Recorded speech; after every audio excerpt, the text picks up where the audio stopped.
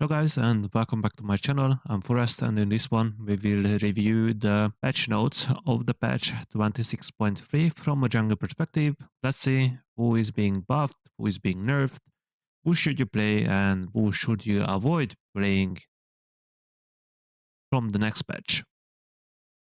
So obviously I will go through only the jungle changes and skip every other champion or items which are not relevant for junglers. But let me know if you would like to see a whole patch breakdown, even talking about some laners. So let's start with Belvet. Her HP growth will be slightly increased and based on hit damage will go up as well. And honestly, Belvet definitely deserves it. I feel like she's somewhat of a toxic champion, but she definitely deserves it because by the start of this season, she was struggling really hard in my opinion. Like her win rate dropped really badly. But this buff alone should help her to gain at least 1% in her win rate, which is overall healthy so far, I would say. I know she can be a really problematic champion, but this buff alone should be fine, at least in her case. Then we have Briar, her HP growth will go up, armor growth will go up a little bit as well, and ability health cost will go down by 1%. And this is also like a 1% win rate buff for her,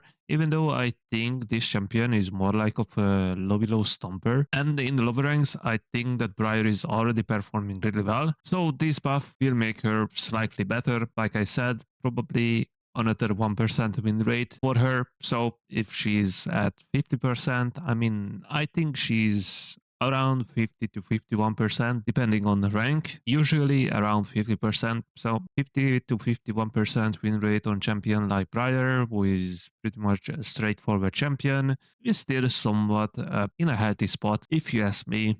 So Hecarim, Q base damage goes up by 20, Q bonus damage ramp goes up by 1%. This is a buff until 225 bonus AD. Okay, so early on, Hecarim will be slightly stronger, but later on, he actually becomes weaker. So they are nerfing Hecarim late game while making his early game better. I'm not sure how this will actually have Hecarim. I don't think that this is the right approach for Hecarim. I think Riot should change him in a different way, but up to them, I guess. But at least if you were struggling with Hecarim during the early game, I mean early game, well, in order to get like 225 bonus AD, you need like 3 items. That's like early to mid game. He should be slightly stronger, but later on you are weaker. Then we have Gain, Q base damage, 75 to 175 goes to 75 to 195, which is a 20 damage buff, but his Q procs twice, so that's actually a 40 damage buff, which is massive. Probably I'm gonna have to start banning Kane again, starting from the next patch. I really dislike this champion, but yeah, I guess Riot thinks this champion needs some help. I disagree, but that's just me disliking the champion. So okay, Q-base damage goes up by 10, right? Each rank, and it's only his Q-base damage, which is just a placebo buff. If they want to see Maokai again, then they definitely have to buff him further. This 10 extra damage on each rank on his Q will do absolutely nothing. Nafri, passive monster modifier goes up by a little bit, and this definitely helps her clear. And I think she's not often played in the jungle now because of her clear speed, but I don't think that someone like Nafri is good for the role or like good for jungle. I guess simply because Riot can balance her around mid lane. Now they are trying to balance her around the jungle, but I feel like she's somewhat of she's in a Kiana situation. The champion is either really good or really bad, but their kit is too good, so you can't really balance them around their kit. So I don't know what to tell you. This will definitely help, and probably it's worth picking up Nafiri, starting with the next patch. But I think she's fine. She's not that great right now, but she is fine. Then we have Nunu. Well, thank you Riot for buffing Nunu after actually nerfing him last patch. Now you thought that, okay, let's buff him again. Probably Bright is thinking, well guys, sorry, we definitely over nerfed Nunu, So now we gonna give some of his damage back, which I heavily disagree with because I think even after the hard nerfs he deserved and he received the last patch, he's still in a decent spot and he doesn't need more buffs because the champion was balanced for one single patch and now Riot is thinking, okay, let's buff him again, God knows why. But there's the 30 extra damage on his W and a base damage per hit will be increased by a little bit as well. Well, at least it's not a massive buff, but I heavily disagree with these changes, and I never like it when I see a Nunu buff. Especially with the new home guard, he's super broken. And I know the main reason why Nunu is broken is the new home guard, but still, Nunu has to be addressed. And I think this patch, he is in a fine spot, doesn't need buffs. Randall next, armor growth goes up by a little bit, and AD growth goes up by a little bit as well. Honestly, this probably helps lane Randall more than jungle, but it's not a massive change. But probably we will see Randall more often, at least on top lane. Basically, he's gaining free stats, which is always scary when they are buffing tests like armor growth and AD growth on a champion like Trundle, who is known to be a stat checker. So he's not winning against you by being better or like outplaying you.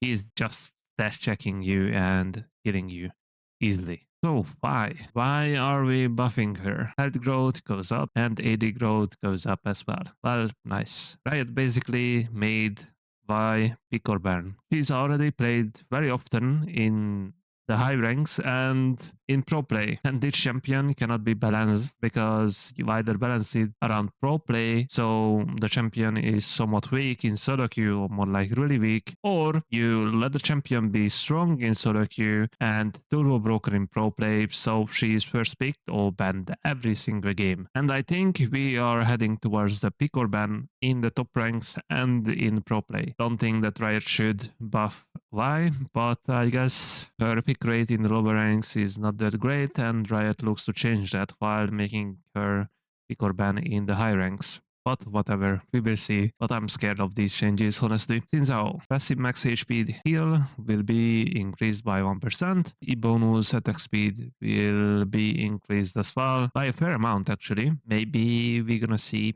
Emax Sinzao. I mean, Emax second up to your W, but these are nice changes, honestly, if you ask me. Probably deserved as well. Like, I don't see him Sinzao being that OP this season. He's more like decent, so these changes will definitely help him. If you're bored of playing Jarvan or like seeing Jarvan all the time, then probably people are gonna play more Sinzao now after these changes. Next is Zahin. Q monster modifier goes up and A bonus monster damage goes up as well. Honestly, Zahin jungle is not great. I don't recommend playing Zahin jungle. Even after these buffs, probably he remains garbage. You're better off playing him on top lane than in the jungle. But I think overall his kit is kinda ass for jungle anyways. But yeah, Rise is trying to make him a viable jungle pick, I guess. Diana passive damage on monsters will go down by 50%, which is actually really, really nice. Yes, I am a Diana enjoyer and I play her a fair amount. I think she's my second most played champion this season. I agree that she's a toxic champion in the jungle and she's too good because she's clearing her camps super fast and she is pretty much even after the jungle changes, Scuttle Crab spawning sooner, she still just AFKs while she's waiting for the Scuttle Crab and the other jungler barely makes it by the time Scuttle spawns. So it's absurd. And clear speed nerf definitely deserved. I don't think it's too much. Probably we're gonna see further nerfs eventually, but at least it's finally being addressed because Diana Jungle hasn't been touched in so many months. So it's quite disgusting pick, honestly, but remains good. Echo. Passive AP ratio goes down and passive damage on monsters will go down as well. This 30% nerf is actually quite massive. I mean, if you consider how much damage he had with his passive proc on monsters before this, it's definitely deserved. And right now, Echo is super good in the jungle. So nerf like this is definitely deserved. It's not just because Dusk and Down, which is being nerfed this patch at least. I mean, BBDC, it's not really a nerf, but at least it's being changed. It's being addressed. So Echo, after these changes, will still be playable. Nothing to worry about. But this will hurt lane Echo as well, not just jungle Echo, but it will hurt the jungle Echo more. So Volibear, Q damage goes down by a fair amount, but I mean his bonus AD Q goes up by 20%, E cooldown goes up. This is when they are changing cooldowns for a champion, even if it's a jungler, it's usually meant to nerf lane, not jungle really, because you don't really care about those extra 2 seconds in the jungle. In on champion damage, so this goes down as well. Really nice. And I'm overall satisfied. Yes, it will hurt lane Oliver, those changes on his E cooldown, but the rest is mostly nerfing jungle Volibear, which is also super nice because I think jungle Volibear is somewhat problematic now in this patch. He's super strong, especially with Dusk and Down. That monster modifier goes down to 0.5 from 1.2. Epic monster damage cap from 300 to 100. Oh, this is massive. And that jungle is removed. Yes, I was saying this in the last patch, but I mean in this patch as well, that jungle will be a lot weaker. And honestly, after actually playing him in this patch as well and trying him out for a few games, I had to realize that he's still really good and he's still strong. Not as strong as he used to be, obviously, but he is somewhat more like broken than balanced, but it was fine. You could actually deal with that jungle. Before this, he was super good. Now he just remained good. But after these changes, he is gone. Riot doesn't want to see Zed jungle, and probably they just listened to the community who been crying about Zed jungle being a problem. But I'm surprised that Riot nerfs Zed twice in a row, but someone like Talon is untouched, and I would say Talon is problematic as well.